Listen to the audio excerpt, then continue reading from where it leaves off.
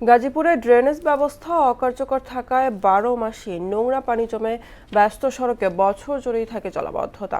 কাশিমপুরের জিতার মোড় থেকে জিরানী বাজার এবং বিএডিসি মোড় থেকে শ্রীপুর আঞ্চলিক সড়ক এখন এক দুর্ভোগের নাম। জলাবদ্ধতায় হাজারো মানুষের ভোগান্তি চরমে। দ্রুত ব্যবস্থা নেওয়ার আশ্বাস দিয়েছে কর্তৃপক্ষ। মেহেদী হাসানের প্রতিবেদন, জানাচ্ছেন আফরিন পপি।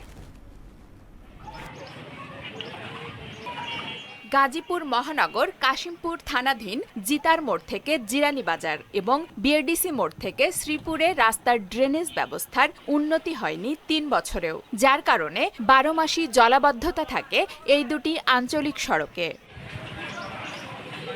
গার্মেন্টস কর্মী, স্কুল কলেজের ছাত্রছাত্রী এবং সাধারণ মানুষের জন্য এখন যেন এই রাস্তা দুটি গলার কাটা হয়ে দাঁড়িয়েছে। নর্দমার নোংরা পানি এবং বিভিন্ন কলকারখানার বর্জ্যে বাড়ছে চর্মরোগ। নোংরা পানির কারণে মুসল্লিরা মসজিদেও যেতে পারছেন না। এই রাস্তা আপনার 12 মাসই পানি থাকে, ওদের নামাজ চলতে পুরো কষ্ট হয়। শত শত মুসল্লি নামাজ পড়তে আসে, তাদের অনেক সমস্যা হয়। নামাজ পড়তে পারে, কাপড় নষ্ট হয়ে থাকা এবং অনেক লোক এখানে অ্যাক্সিডেন্ট করে হাত পা ভাঙছে। এই রাস্তায় কত যাত্রী মনে গাড়িতে পড়ে জায়গা ভাঙ্গা জায়গা। রাস্তা দিয়ে হাঁটা যায় না, হাঁটতে গেলে দেখা গেছে যে পা চুলকায় যে পা ঘা ধরে গেছে। এই জায়গায় প্রতিনিয়ত আপনার লোক পড়ে যেতেছে, পড়ে যায়, ব্যথা পাইতেছে। আসতে পারতেছে না দোকানে, এই কারণে বেচাকিনি ডাউন, ব্যবসা বাণিজ্য ডাউন, আর এটা একটা ইন্ডাস্ট্রি এলাকা।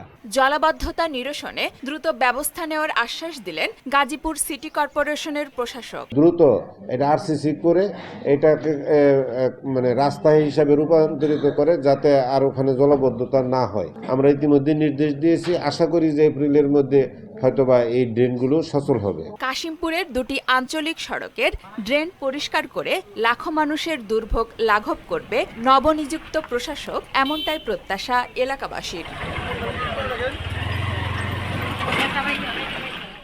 আফরিন পপি, মোহনা সংবাদ।